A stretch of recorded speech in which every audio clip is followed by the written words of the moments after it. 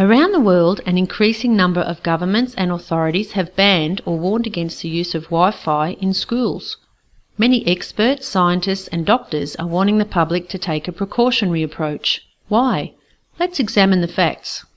Wi-Fi is a wireless technology that allows computers, tablets and smartphones to exchange data wirelessly to a computer network. This data is transferred using microwave electromagnetic radiation. You can't see it, taste it or smell it, yet we are increasingly using this technology every day. Wi-Fi uses microwaves of the same frequency as cordless phones and microwave ovens, but with less power. This is the non-ionising radiation portion of the electromagnetic spectrum. Microwaves are a smaller section within the broader range of radio frequencies. The electromagnetic spectrum ranges from radio, mobile phones, Wi-Fi and microwaves, radar, visible light through to ultraviolet light, and then the ionising forms of radiation such as X-rays and finally radioactive elements. Wi-Fi has a standard range of 30 metres indoors, however walls, building materials, filing cabinets etc. can reduce the effective range. In a school setting, the wireless access point connects laptops and tablets to the school's wired computer network, which in turn is usually connected to the internet. A Wi-Fi access point is always on and broadcasts its unique ID continually so that new devices can find it. In our Wi-Fi setup, one email takes around 1/40th of a second to transfer wirelessly from the computer to the access point. A typical 3-minute video clip is about 550 times bigger than an email. So, using the Wi-Fi, it takes around 12 seconds to download this 3-minute video. Now let's look at this in a classroom setting. Here is a class of 20 students, all with wireless devices. If 20 students in the class all downloaded a 3-minute video at the same time, it would take 4 minutes. 4 minutes of the access point at full constant power, or the equivalent of sending 10,000 emails. Now keep in mind, this is just one class downloading one 3-minute video. How about all the other classrooms in the school building? In Australian schools, the future projection is to make all students carry notebooks or tablets and to have more resources online via the national curriculum. That's videos, tutorials, books and online quizzes. You can imagine that at the start of each lesson, the entire school will be accessing the network wirelessly to download the resources for that lesson. During these times, the power density of the Wi-Fi will be at its maximum throughout the entire school. There are no scientific studies that have been conducted specifically to investigate the health effects from Wi-Fi in schools. However, there is an increasing amount of scientific research on related wireless technologies like mobiles, mobile phone towers and cordless phones that suggest there are possible health risks from the use of these technologies. Humans are electromagnetic beings. The human heart, brain and nervous system works by using electrical signals, and this can be monitored using EEG and ECG. The fact that doctors use electrotherapy for healing purposes proves that frequencies do interact and have an effect on the body. Although some frequency bands are beneficial for healing, other non-ionising frequencies have potentially harmful biological effects. Growing numbers of scientists believe that artificial sources of electromagnetic radiation are interfering with the body's natural bioelectrical signals. Some people may be affected by exposure to Wi-Fi microwave radiation, and others may develop sensitivity to electromagnetic radiation. Reported symptoms include headaches, dizziness, anxiety, insomnia, loss of concentration, loss of memory, pressure in the eyes, deterioration in vision, sensitivity to light, nosebleeds, impaired sense of smell, ringing in ears, hearing loss, fatigue, weakness, numbness, tingling, heart palpitations and arrhythmia, shortness of breath, high blood pressure, skin problems, digestive problems and nausea, muscle and joint pain. Research also indicates to an increased likelihood of more serious long-term effects including infertility, cancer and DNA damage. Radiation penetrates the body of a child or young person more than it does an adult. This makes children more vulnerable to microwave radiation due to their thinner skulls, softer bones, underdeveloped immune system and developing cells. They will also have a longer lifetime of exposure to EMR than adults today. The Australian Radiation Protection and Nuclear Safety Agency, ARPANSA, is the Australian government agency which sets the standard limits for radiation exposure as outlined by the International Commission on Non-Ionising Radiation Protection, ICNIRP. Radio frequency standards were developed in the 1950s for high-powered radar systems. The standards in Australia have remained virtually the same since this time. These safety limits are based on short-term thermal injury. This means that the safety standards are only based on the heating or burning of body tissue in a short period of time, like a microwave oven. The current safety limits do not take into account any non-thermal long-term effects. This means that any biological changes to the body other than heating are not taken into account. Research studies funded by the telecommunications industry rarely show any biological effects. In contrast to this, however, the vast majority of independently funded research report long-term biological effects such as neurologic, endocrine, immune, cardiac, reproductive and other biological effects including cancer. All we can say about the current Australian safety standards is that we won't heat up using Wi-Fi. Increasing numbers of scientists and organisations from around the world are calling for the outdated safety standards to be changed. The Council of Europe states that the limits on exposure to electromagnetic fields which have been set for the general public are obsolete. They have been calling for stricter exposure limits for all equipment which emits electromagnetic waves. They believe the current permitted standards fail to protect the public against harmful biological effects which may not become known until after years of exposure. Since some people are experiencing health effects at levels well below the current exposure limits, experts want governments to inform the public about the possible risks so that the public may use this technology more safely.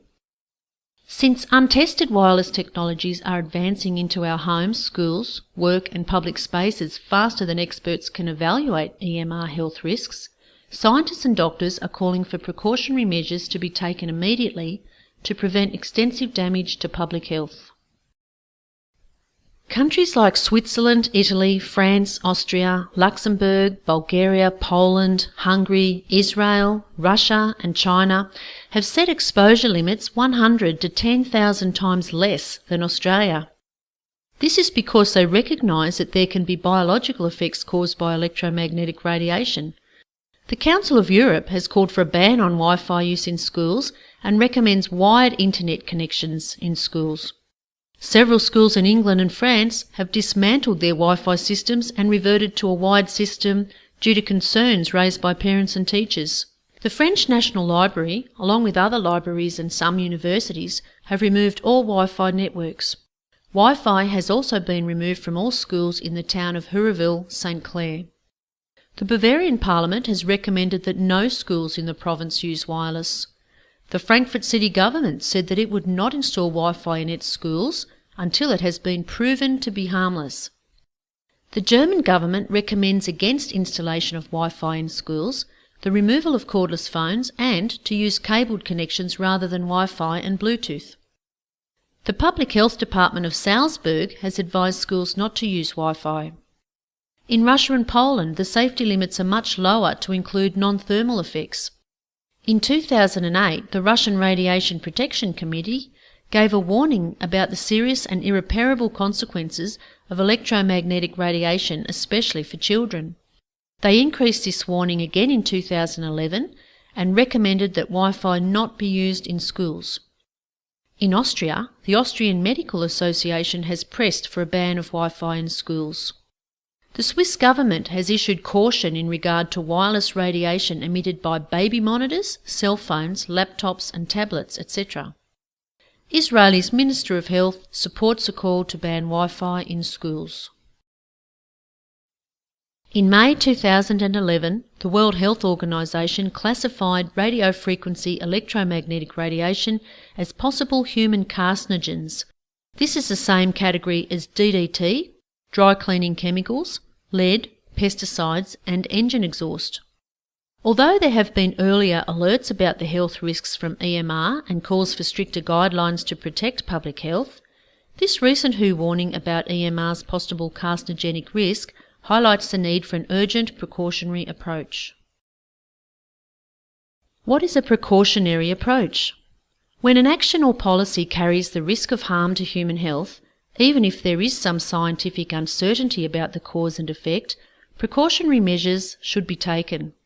We need to take responsible measures to reduce exposure to EMR until research demonstrates conclusive results.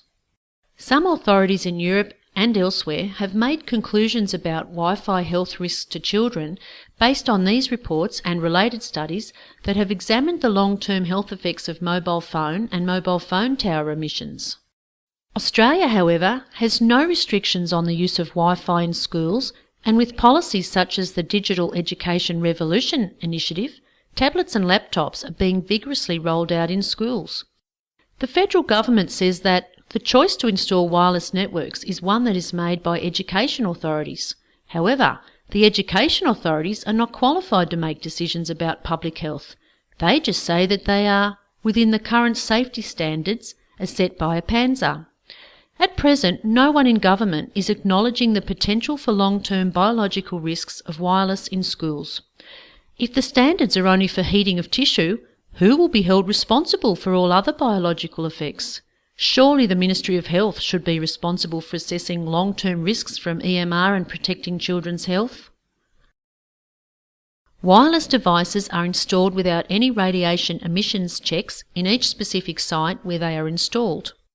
Teachers and staff are unaware and untrained about monitoring the effects of EMR on children, so they are unable to recognise any symptoms from EMR exposure. Evaluating the possible long-term health effects on school children is not being conducted by the education authorities, government or the standard-setting agencies. A PANZA, who sets the standards, says, research relating to children is limited and the possibility of harm cannot be completely ruled out. Given that Wi-Fi has not been proven to be safe for long-term biological effects and there are no specific studies conducted to look at the risk to children, why are these wireless EMR technologies being rolled out in schools?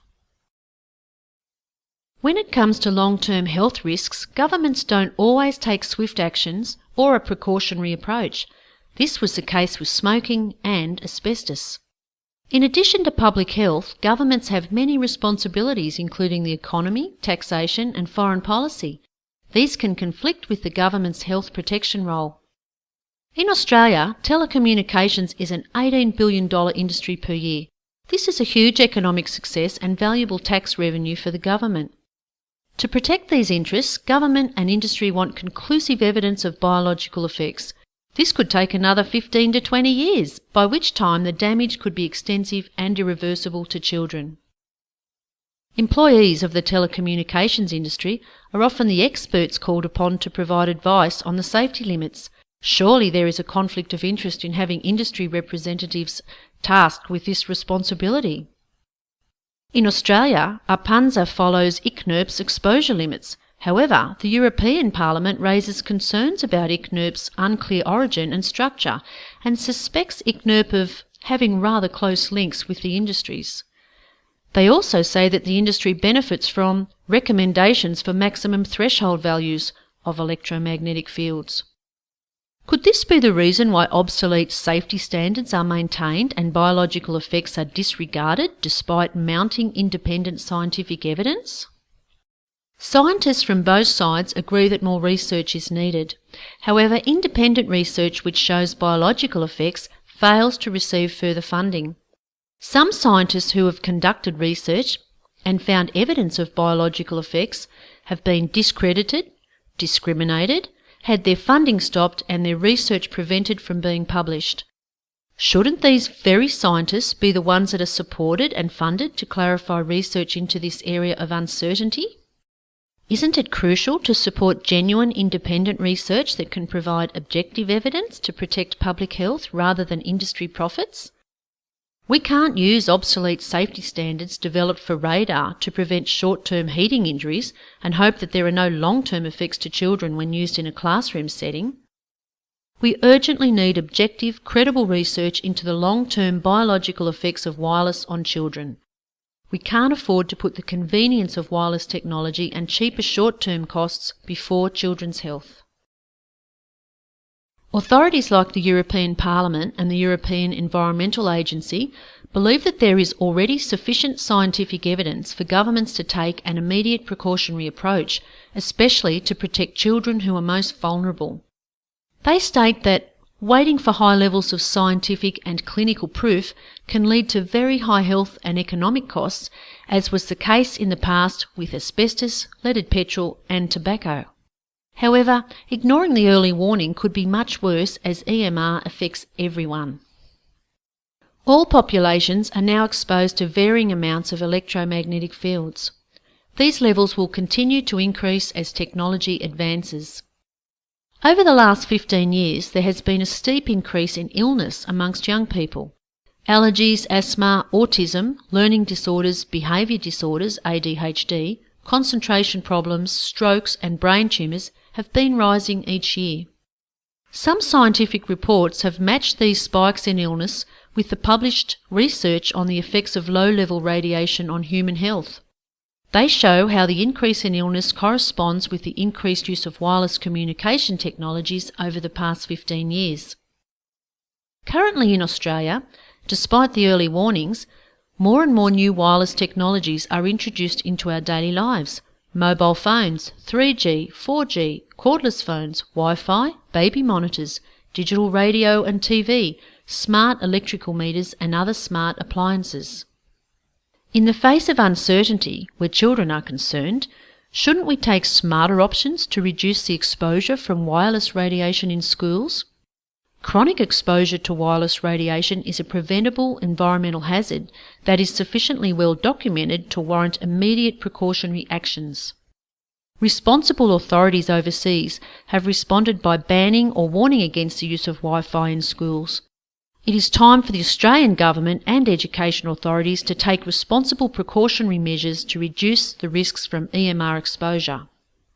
Wi-Fi in Schools Australia fully supports the use of technology, computers and the internet for education in schools. We also believe that schools have a duty of care and need to provide a safe learning environment for all children. We believe that schools should not expose our children unnecessarily to the long-term risks from the use of wireless technology. We favour wired communications as a safer option until there is conclusive evidence that there are no harmful effects from long-term use. Please get informed, pass on this knowledge to family, friends, politicians and decision makers. Please support our call to stop the use of Wi-Fi in schools until this technology has been proven safe for long-term use.